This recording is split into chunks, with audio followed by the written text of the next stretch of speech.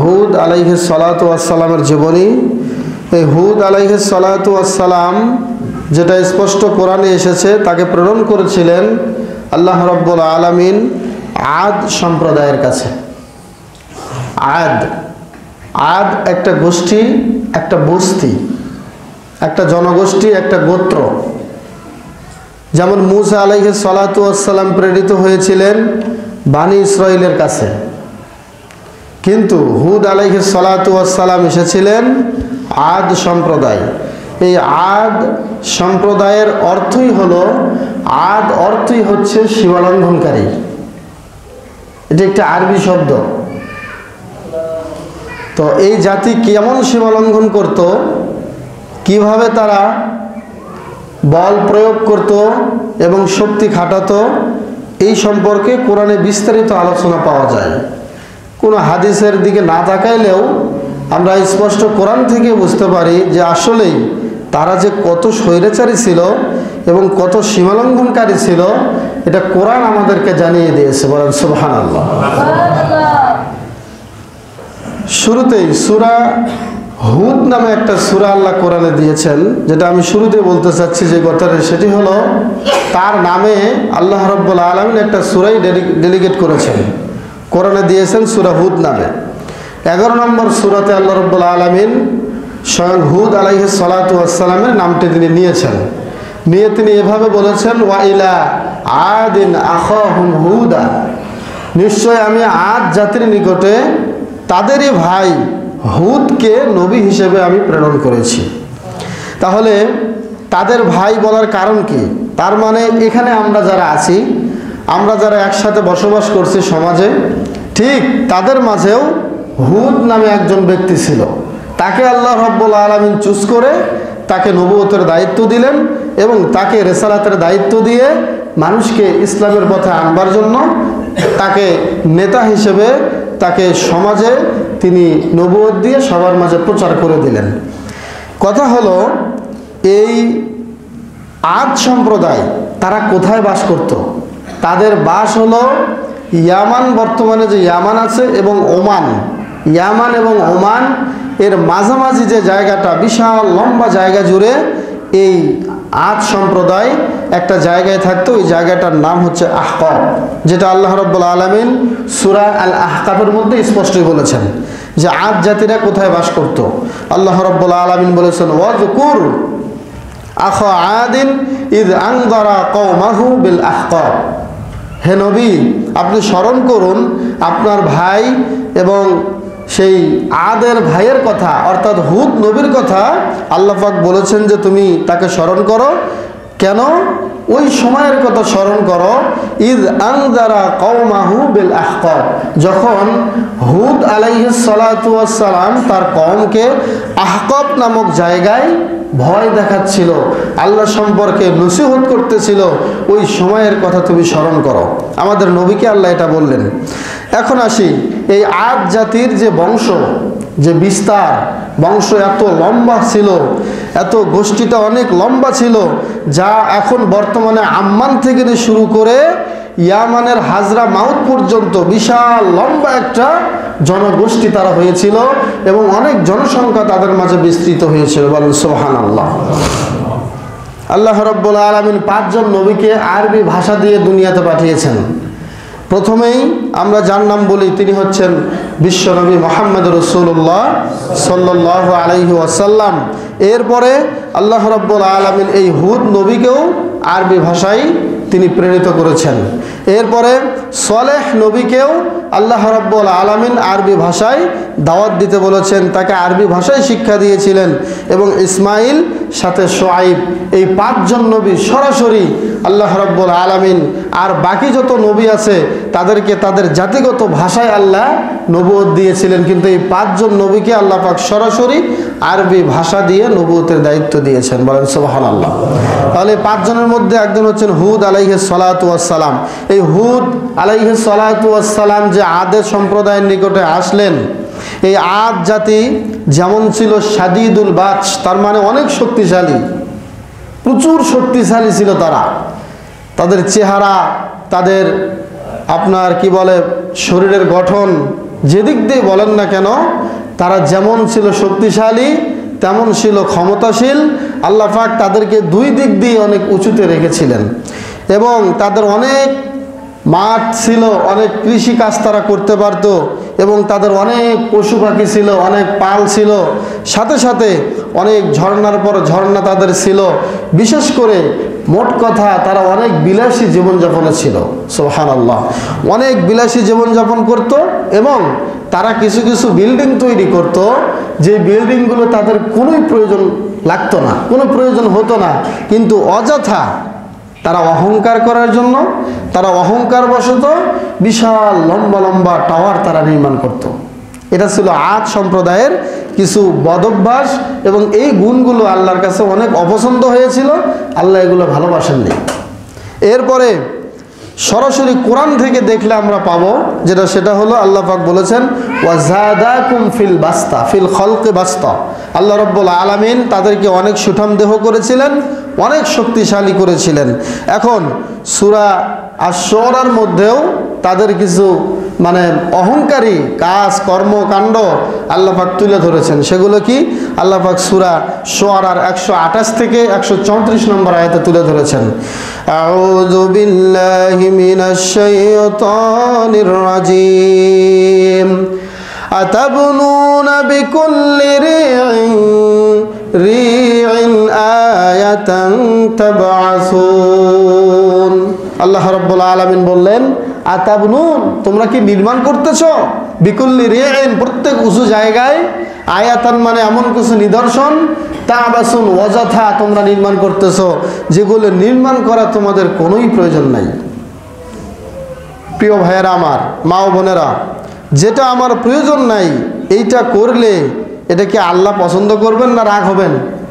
রাগ হবেন। আমার পছন্দের হলেই যে আমাকে এটা করতে হবে বিষয়টা এরকম নয়। যেটা আমার প্রয়োজন নাই সেটা আমি করব না, এটাই ছিল একজন মুমিনের দায়িত্ব। কি বলেন, ঠিক কিনা? তাহলে আল্লাহ পাক বললেন যে অযথা তোমরা উঁচু উঁচু প্রাসাদ নির্মাণ করতেছো যা তোমাদের কোনোই প্রয়োজন নাই। এরপরে আল্লাহ বলছেন ওয়াতাত্তাখিযুনা মাসানিআ লাআল্লাকুম তাখলুদুন, তোমরা এমন কিছু দুর্গ তৈরি করতেছো যেই দুর্গগুলো তোমাদেরকে মনে করতেছো যে তোমাদেরকে আজীবন রেখে দিবে, এই দুর্গগুলো তোমাদেরকে আর মরতে দেবে না, এরকম কিছু তোমরা ভাবতেছো। এরপরে ওয়াইজা বাতাসতুম জাব্বারিন, যখন তোমরা কারো উপরে আক্রমণ করো তখন বাতাসতুম, তোমরা এমনভাবে আক্রমণ করো, জাব্বারিন মানে অনেক আক্রমণাত্মক, অনেক কঠিনভাবে তোমরা আক্রমণ করো। আসলেই এরকম করাটা তোমাদের জন্য উচিত নয়। কে বলতেছেন? আল্লাহ। এরপরে আল্লাহ আরো বলছেন ফাত্তাকুল্লাহ ওয়া আতিউন, নবী বলছেন, তার কথাটা আল্লাহ কোরআনে নিজেই তুলে দিয়েছেন। হুদ আলাইহিস সালাতু ওয়াস সালাম বললেন, হে আমার কওম, আল্লাহকে ভয় করো, তোমরা আমার অনুসরণ করো।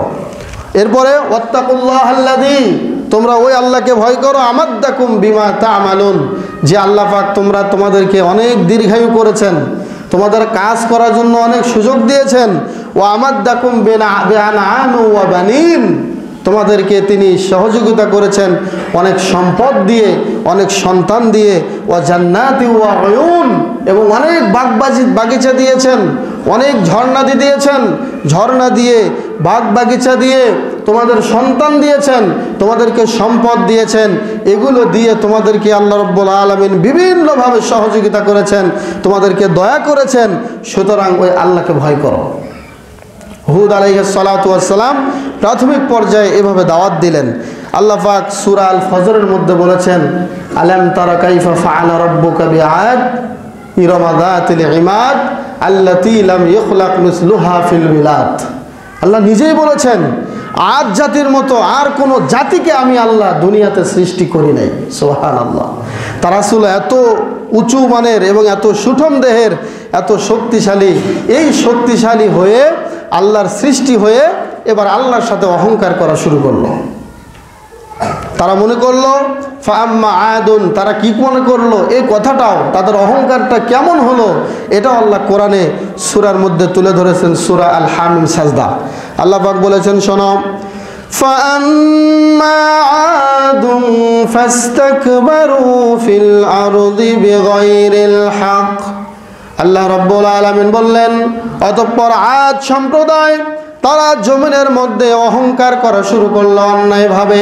তাদেরকে এত নিয়ামত দিলাম এবং তারা বলতেছিল, অকালু মান আশাদ্দু মিন্না কুওয়া, আমাদের চাইতে এই পৃথিবীতে আর কেউ শক্তিশালী নাই, দুনিয়ার মধ্যে আমরাই বড় শক্তিশালী, আমাদের চেয়ে এত শক্তি আর কারো নাই। বলেন নাউজুবিল্লাহ।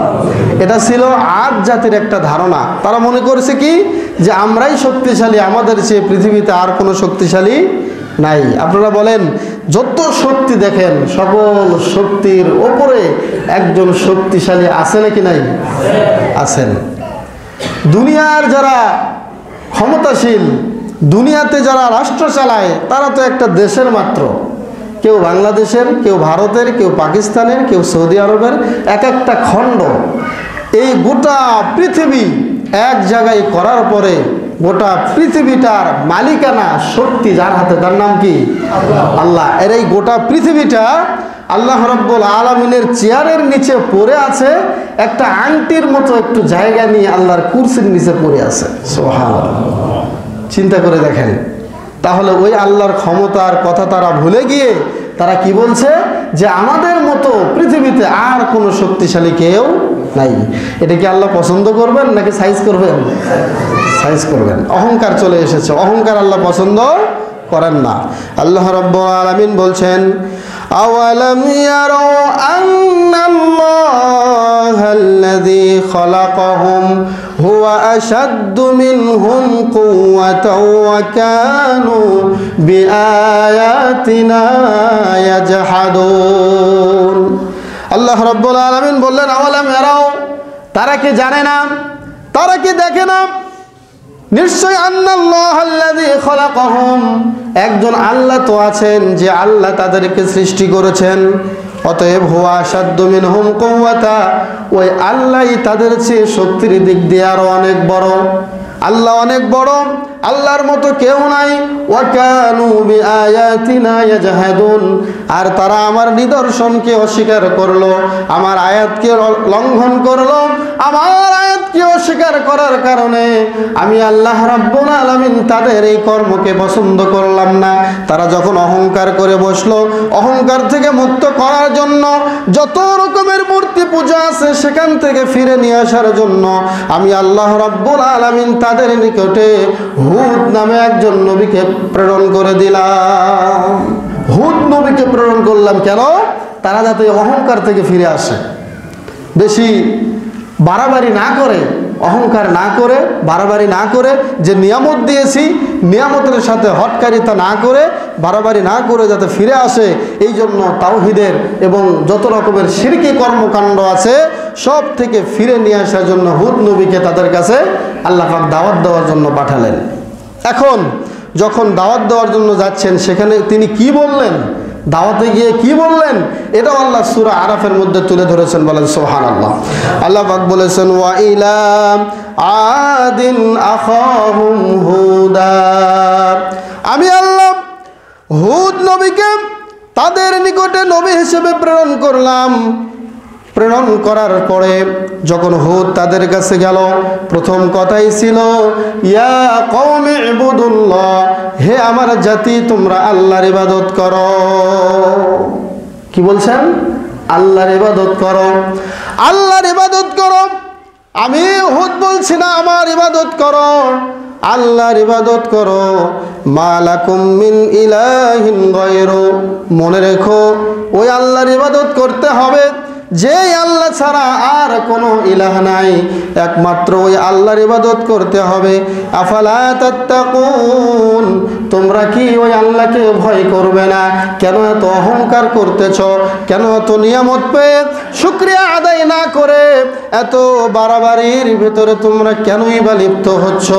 হে আমার জাতি, হে আমার কওম, তোমরা আল্লাহকে ভয় করো, ওই আল্লাহর ইবাদত করো, কোন রকমের অহংকারই করো না। ওয়াযকুরু ইয জাআলাকুম খুলাফা মিন বা'দি কওমি নূহ, তোমরা স্মরণ করো ওই সময়ের কথা, আল্লাহ কিন্তু তোমাদের আগে আরো একটা জাতিকে ধ্বংস করেছেন। ওই জাতির নাম হলো নূহ আলাইহিস সালাতু ওয়াস সালামের জাতি। স্মরণ করো নূহ আলাইহিস সালাতু ওয়াস সালামের জাতিকে আল্লাহ রাব্বুল আলামিন মহাপ্লাবন দিয়ে ধ্বংস করেছে। তোমরা স্মরণ করো, আমি তোমাদেরকে স্মরণ করতে বলছি। আর ইতিপূর্বে আরো তোমাদের আগে অনেক কওমকে, অনেক গোষ্ঠীকে আল্লাহ সমূলে ধ্বংস করে দিয়েছেন। ওইগুলো ইতিহাস থেকে তোমরা শিক্ষা নাও, বেশি বাড়াবাড়ি করো না। শোনো আমার কওম, শোনো আমার জাতি, ওয়াযকুরু ওয়াযকুরু, তোমরা স্মরণ করো যে আল্লাহ যাদাকুম ফিল খালকি বাসতা, যে আল্লাহ তোমাদেরকে অনেক সুন্দর চেহারা দিয়েছেন, অনেক শক্তিশালী করেছেন। অতএব আল্লাহর নিয়ামতকে শুকরিয়া স্বরূপ আদায় করো, আল্লাহর নিয়ামতকে স্মরণ করো, যাতে করে তোমরা সফল হতে পারো। তোমরা সফলতা অর্জন করতে পারবে যদি আল্লাহর নিয়ামতকে শুকরিয়া মনে করে, আর নিয়ামতকে নিয়ামত মনে করে শুকরিয়া আদায় করো। হুদ আলাইহিস সালাতু ওয়াস সালাম এভাবে কোরআনে অনেক জায়গায় আপনারা পাবেন, তিনি বারবার তার কওমকে, তার জাতিকে দাওয়াত দিচ্ছিলেন। এক পর্যায়ে তিনি বলছিলেন, শোনো, যেরকম গুনাহ তোমরা করে ফেলছো, তোমাদের এখন উচিত তোমাদের আল্লাহর কাছে, রবের কাছে ইস্তিগফার করা, আল্লাহর কাছে ক্ষমা চাওয়া। ইয়া কওম ইস্তাগফারু রাব্বাকুম, হে আমার কওম, তোমরা তোমাদের রবের কাছে ক্ষমা চাও। সুম্মা তুবু ইলাই, তার কাছে তওবা করো। ইউরসিলিস সামাআ আলাইকুম মিদরারা, তোমাদের উপরে মুষলধারে বৃষ্টি বর্ষণ করবেন। ওয়া ইয়াজিদাকুম কুওয়াতান ইলা কুওয়াতিকুম, তোমাদের যে শরীরে পাওয়ার আছে এর চেয়ে আরো ডবল শক্তি আল্লাহ তোমাদের শরীরে দিয়ে দিবেন। সুবহানাল্লাহ। এরপরে ওয়ালা তাতাওয়াল্লাউ মুদবিরিন, খবরদার আমার কথাগুলো শুনবার পরে তোমরা পিঠ প্রদর্শন করে তোমরা ফিরে যেও না। আমার কথাগুলো একটু শোনো, আমি নবী হিসেবে তোমাদের কাছে এসেছি, আমার কথাগুলো একটু মানো। হুদ আলাইহিস সালাতু ওয়াস সালাম এভাবে বলার পরে সূরা আহকাফের ভেতরে আল্লাহ তুলে ধরেছেন, তারা যখন এগুলো শুনলো, শোনার পরে তাদের প্রতিক্রিয়া কি আসলো, তার কওমের লোকেরা তাকে কি বলল, এটাও জানার দরকার আছে নাকি নেই? আছে। সেটাও আল্লাহ কোরআনে তুলে ধরেছেন। সূরা আহকাফের মধ্যে আল্লাহ রাব্বুল আলামিন বলেছেন, তারা কি বলল এটা আল্লাহ তুলে ধরেছেন। তারা বলেছে, ইয়া হুদ, হে হুদ শোনো, মা জিতানা বিবাইয়িনা, তুমি যে নবীর দাবি করতেছো, তুমি তো কোনো দলিল নিয়ে আসো নাই। তুমি যে একজন নবী, তোমার নবুয়তের দলিল কোথায়? প্রথম কথাই বলল, তোমাকে আমরা নবী মানি না। মা জিতানা বিবাইয়িনা, কোনোই দলিল নাই, কোনোই প্রমাণ নাই, তুমি যে একজন নবী, তোমাকে নবী মানি না। ওয়ামা নাহনু বিতারিকি আলিহাতিনা, তোমার এই কথায় আমরা আমাদের আগের বাপদাদার রীতির আওয়াজ, আগের বাপদাদার মূর্তিগুলোকে আমরা ছাড়তে পারি না। বলেন নাউজুবিল্লাহ।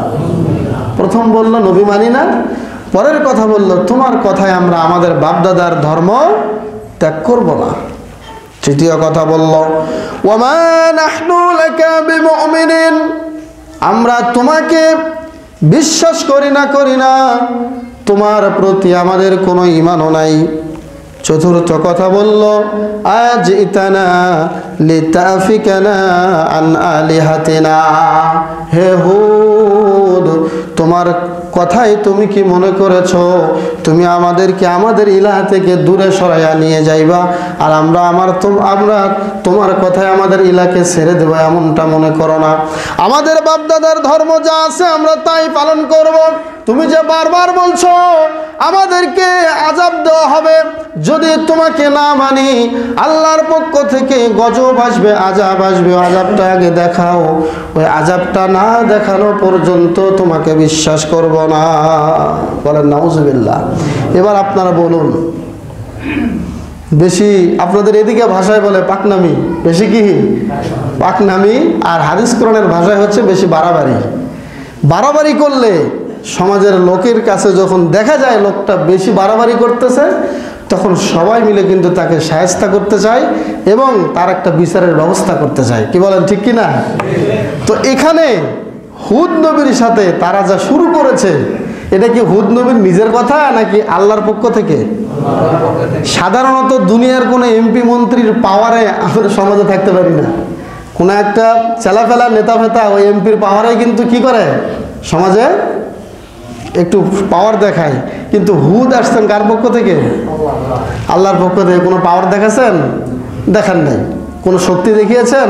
কিচ্ছু দেখান নাই। শুধু বলতেছে মানো, আমার কথা শোনো, আমি তোমাদের জন্য করলাম কেন? আল্লাহকে মানো, আল্লাহর সাথে শিরিক করো না, মূর্তি পূজা ছেড়ে দাও। আর যে নিয়ামতগুলো আল্লাহ দিয়েছে এগুলো পেয়ে অত লাফালাফি করো না। বেশি লাফালাফি ভালো না, অহংকার করো না, অহংকার বেশি ভালো না। এই কথাগুলো হুদ নবী বারবার বলতেছে, কিন্তু তাদের প্রতিক্রিয়া কি? পুরো উল্টো। পুরো কি উল্টো। মানে তোমার বিশ্বাস করি না, তোমার কোনো দলিল নেই, কিচ্ছু নেই, তুমি মনে করেছো তোমার কথা আমাদের বাপদাদার ধর্ম ছেড়ে দেবো, এত সহজ? সরে দাও তুমি, তোমাকে আমরা বিশ্বাস করি না। অতএব তোমার যে আযাবের কথা তুমি বলো, এই আযাবটা আগে নিয়ে আসো, আগে ওটা চোখ দিয়ে দেখি। তার মানে ওরা নিজেরা চাচ্ছে যে আল্লাহ তাড়াতাড়ি ওদেরকে গজব দিয়ে ধ্বংস করুক। ওরা এত নবী হিসেবে একজন ব্যক্তিকে সামনে পেয়েছে, এটাকে তাদের বিশ্বাসই হচ্ছে না। এরপরে দেখেন, যখন তারা এভাবে হুদ আলাইহিস সালাতু ওয়াস সালামকে তুচ্ছ তাচ্ছিল্য করা শুরু করলো এবং হুদ আলাইহিস সালাতু ওয়াস সালামের নবুয়তকে অস্বীকার করলো এবং তারা বলেই ফেললো আমরা আযাব দেখতে চাই, না দেখা পর্যন্ত তোমাকে বিশ্বাস করব না। এবার আল্লাহ প্রস্তুত হয়ে গেলেন আযাব দেওয়ার জন্য। মানুষ যদি নিজের পায়ে নিজে কুড়াল মারে, সেখানে কি আল্লাহর ফেরেশতা এসে কুড়াল আটকাবে? আটকানোর কোনো সুযোগ নাই। নিজের পায়ে কুড়াল মারলে কুড়াল এসে লাগবেই। এটাও আল্লাহ রাব্বুল আলামিন সূরা আল আহকাবের মধ্যে এবং হাক্কা নামে একটা সূরা আছে, এই দুইটা সূরার মাঝে তাদের শাস্তি আল্লাহ বর্ণনা করেছেন। সুবহানাল্লাহ। কি দিয়েছেন আমরা সকলেই জানি। বাতাসের একটা আওয়াজ আসে না? যখন প্রচণ্ড বাতাস হয়, ঘুম একটা শব্দ হয় না? মানে যে আওয়াজের কোনো আগামাথা নেই, যে আওয়াজের কোনো শুরু শেষ নাই। দেখবেন যখন গাছের পাতাগুলো বাতাসে দোল খায়, তখন আস্তে আস্তে বাতাস হলো একটা মৃদু বাতাসের একটা শব্দ পাওয়া যায়। আবার যখন দেখবেন তুফান যখন ছোটে, তুফানের বাতাস, এই বাতাস কি আর সেই বাতাস যে বাতাস মানুষ চালাচ্ছে এই যে ফ্যান দিয়ে, অথবা ধান ওড়ানোর জন্য, ধান বাছাইয়ের জন্য একটা বড় মাপের ফ্যান নিয়ে এসে ধান ওড়াচ্ছেন, এটা কি সেই বাতাস? এই বাতাস চালাচ্ছেন কে? আল্লাহ। আল্লাহর পক্ষ থেকে। আপনার আরেকটা হাদিস, একটা দুর্বল সনদে একটা হাদিস এসেছে, এটা স্মরণ করে দিয়েই আমি আযাবের দিকে যাচ্ছি। আল্লাহ রাব্বুল আলামিন যখন লাম্মা খালাকাল্লাহুল খালক ফাজাআলাত তামিদাল আরদ, যখন আল্লাহ সৃষ্টি করলেন সব কিছু, পাহাড় সৃষ্টি মানে দুনিয়া সৃষ্টি করার পরে দুনিয়াটা কাঁপতে শুরু করলো, তখন আল্লাহ রাব্বুল আলামিন ফাখালাকাল জিবাল, তিনি পাহাড় সৃষ্টি করলেন।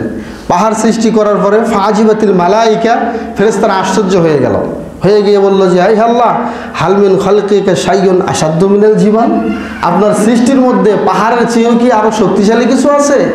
আমরা তো দেখছিলাম জমিনটা কাঁপছিল, কিন্তু জমিনটা তো স্তব্ধ হয়ে গেল পাহাড় দেওয়ার সাথে সাথে।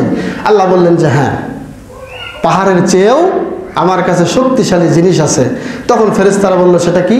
তখন আল্লাহ রাব্বুল আলামিন বললেন লোহা। লোহা দিয়ে পাহাড় কাটা হয়। লোহা হচ্ছে পাহাড়ের পাথরের চেয়েও শক্তিশালী। এরপরে ফেরেশতারা আবার অবাক হয়ে গেল, তাহলে তাই যদি হয়, তাহলে লোহার চেয়েও কিছু শক্তিশালী আপনার সৃষ্টির মাঝে আছে? তখন আল্লাহ বললেন যে হ্যাঁ, সেটা কি? সেটা হলো আগুন। আগুন যদি লোহাকে যদি আগুনের উপরে ধরা হয়, লোহা গলে শেষ হয়ে যাবে। ফেরেশতারা আবার অবাক হয়ে গেল। আমি বাতাসের গুরুত্ব বোঝানোর জন্য এই দুর্বল হাদিসটা নিয়ে আসছি। ফেরেশতারা অবাক হয়ে আবার বলছে, হে আল্লাহ, তাহলে কি আগুনের চেয়ে আর কিছু তোমার কাছে সৃষ্টির মধ্যে শক্তিশালী আছে? তখন আল্লাহ বললেন যে হ্যাঁ আছে। সেটা কি? সেটা হচ্ছে পানি। পানির ভেতরে আগুনের কোনো শক্তি খাটাতে পারে না, যতই আগুন হোক পানি দিলে শেষ। সর্বশেষ ফেরেশতারা আল্লাহকে আবার বলল, আল্লাহ, এই পানির চেয়েও শক্তিশালী কিছু আছে? তখন আল্লাহ বললেন যে হ্যাঁ। বলছে কি? সেটা হচ্ছে বাতাস। ভাইরা আমার, বোনেরা আমার, আল্লাহ রাব্বুল আলামিন পাহাড়ের চেয়ে, পাথরের চেয়ে শক্তিশালী হলো লোহা, লোহার চেয়ে শক্তিশালী হলো আগুন, আগুনের চেয়েও শক্তিশালী হলো পানি, মনে করেন এতগুলো শক্তিশালীর বস্তুর পরে সর্বশ্রেষ্ঠ শক্তিশালী সেটা হলো বাতাস। এরপরে ওই আদম সন্তান, যে আদম সন্তান ডান হাতে দান করে তার বাম হাত জানে না, ওই আদম সন্তান আল্লাহর কাছে আরো বেশি শক্তিশালী। বলেন সুবহানাল্লাহ।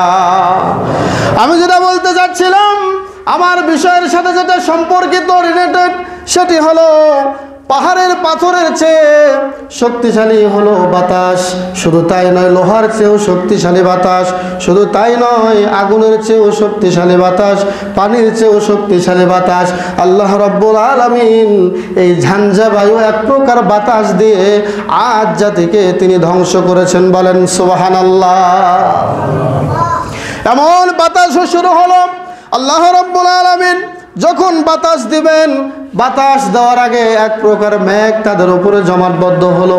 তারা দেখতেছে, আকাশের দিকে তাকায় আর বলে হাদা আরিদুন মুমতিরুনা, এটা এক প্রকার মেঘ, আমরা মেঘ দেখতেছি, এই মেঘ আমাদের বৃষ্টি দেবে। মেঘ কি দেবে? বৃষ্টি দেবে। আর হাসাহাসি শুরু করেছে। ও বলল গজবের কথা, কিন্তু গজব তো দূরের কথা, মেঘ এসে আরো ছায়া দিচ্ছে এবং আমাদেরকে বৃষ্টি দেবে।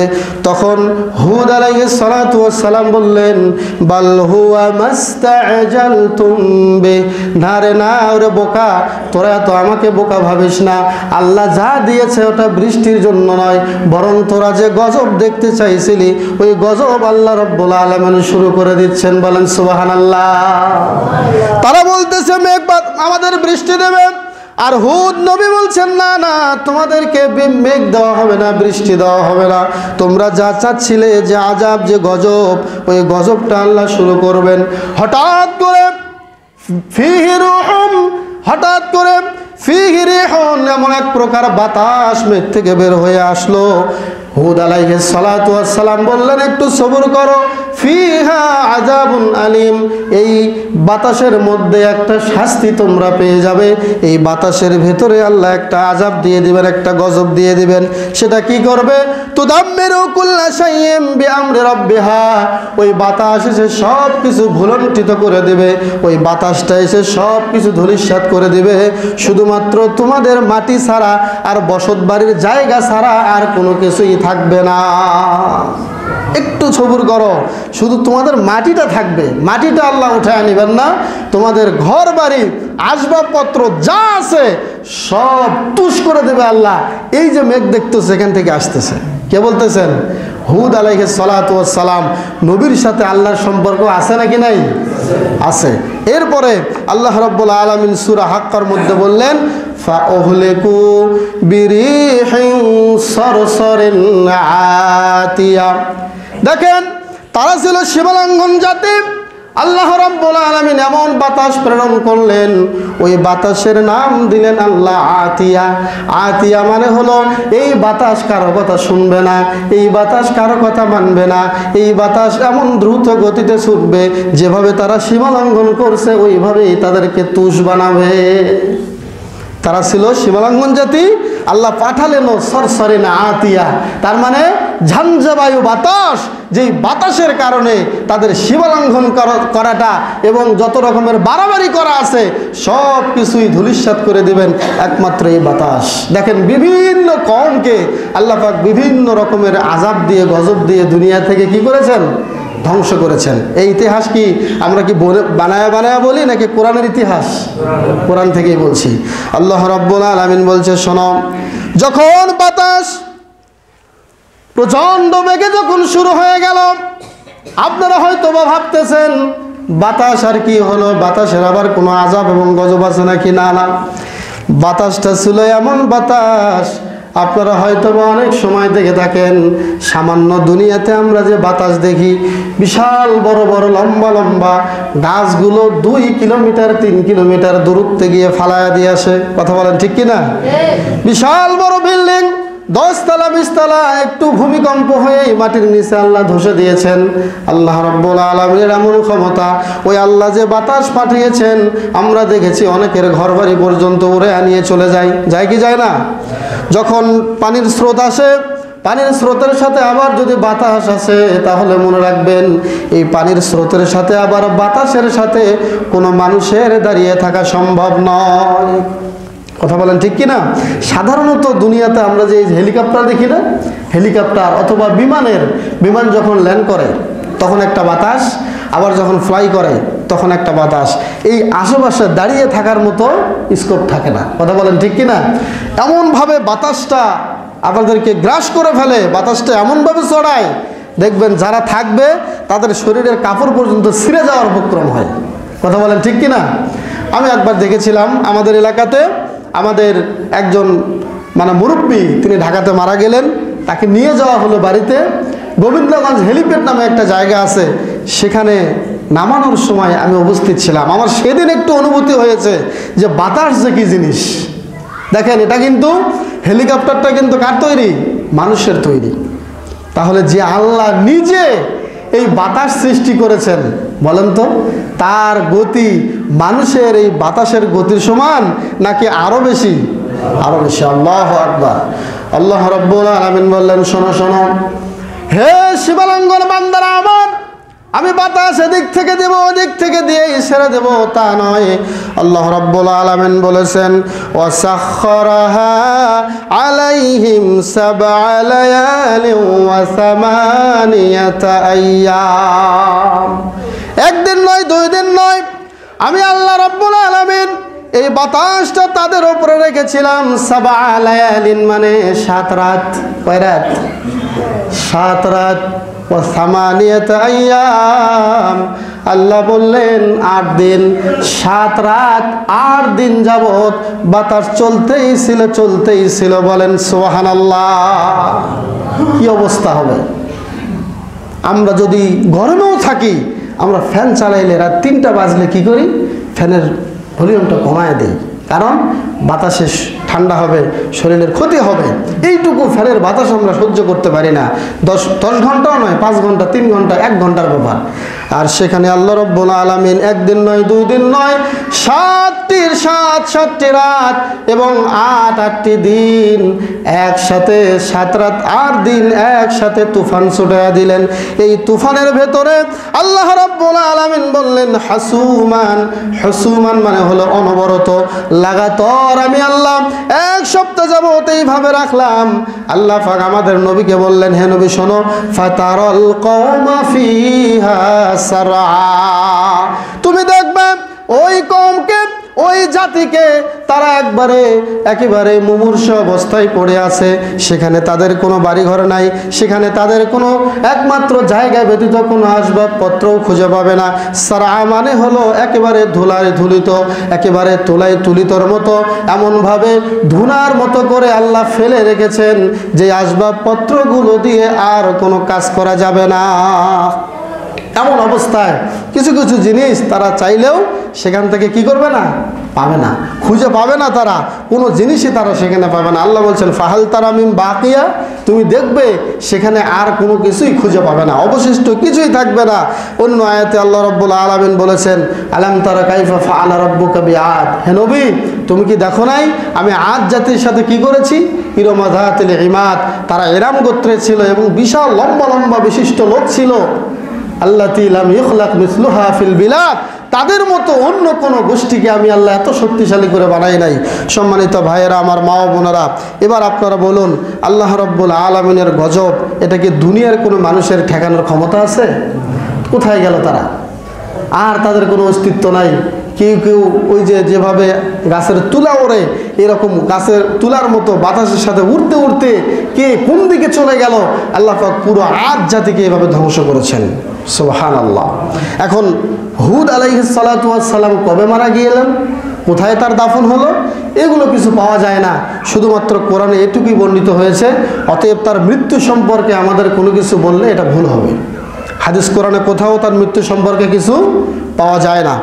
এখানে মূলত যে ঘটনাটি আমরা শুনলাম, যে ধ্বংস আল্লাহ তাদেরকে করলেন, এই ধ্বংসের কয়েকটি কারণ আছে। এতক্ষণ যাবৎ সামারি আমি টানছি। সেটি হলো, প্রথম নম্বর কারণ হলো তারা আল্লাহর অনুগ্রহ সমূহকে অবমূল্যায়ন করেছিল। আল্লাহ যে নিয়ামত দিয়েছিলেন এগুলো কি করেছে? অবজ্ঞা করেছে, অস্বীকার করেছে, অবমূল্যায়ন করেছে। 2 নম্বর গজব আসার কারণ হলো তারা আল্লাহর নিয়ামত সমূহকে চিরস্থায়ী ভেবেছিল। মনে করেছিল যে এই বিল্ডিং কোনোদিন ছেড়ে আমাদেরকে মরতে হবে না।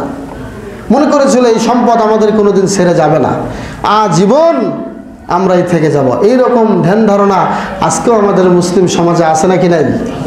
এমনভাবে কাজ করতেছি, চলাফেরা করতেছি, ঘর বাড়ি বানাচ্ছি, মনে হচ্ছে আর মরবো টরবো না, আসছি দুনিয়াতে আজীবন থেকেই যাব। আল্লাহ পাক মাফ করুক, সকলে বলে আমিন। এরপরে আল্লাহর গজব থেকে বাঁচার জন্য বিভিন্ন কল্পিত কোনো উপাস্য এবং বানানো কিছু মাবুদ তারা বানিয়ে তাদের পূজা শুরু করেছিল। এটা হচ্ছে 3 নম্বর কারণ। 4 নম্বর আরেকটি কারণ হলো তারা নবীকে মিথ্যা প্রতিপন্ন করেছিল। এগুলি ছিল ধ্বংস হওয়ার মূল কারণ। আরও একটি কারণ ছিল তারা আল্লাহর গজব থেকে তারা নির্ভীক হয়ে গিয়েছিল। মানে আল্লাহ যে গজব দিতে পারে এটা তারা স্বীকারই করতো না। ওই যে বারবার বলতেছে দে আজাব, আগে গজব আন, আগে দে আজাব, তারপরে তোকে বিশ্বাস করব।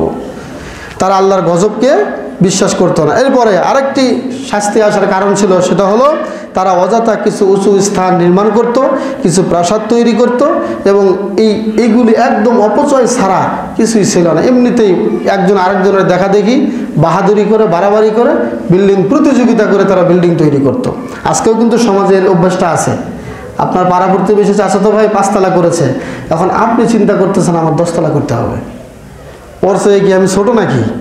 ওর চেয়ে কি আমার সব টাকা কম নাকি? তাহলে চিন্তা করেন এই স্বভাব যাদের আছে তাদের সাথে আর 8 সম্প্রদায়ের সাথে কোনো পার্থক্য আছে? নাই। এরকম মনে করা যাবে না। এরপর আরেকটি কারণ ছিল তাদের ধ্বংস হওয়ার, আল্লাহর গজব আসার, সেটি হলো তারা অহেতুক কিছু প্রাসাদ তৈরি করত এবং ভাবতো যে সেখানে তারা চিরকাল বসবাস করবে। আরেকটি কারণ ছিল তারা দুর্বলদের উপরে অন্যায়ভাবে অত্যাচার করত।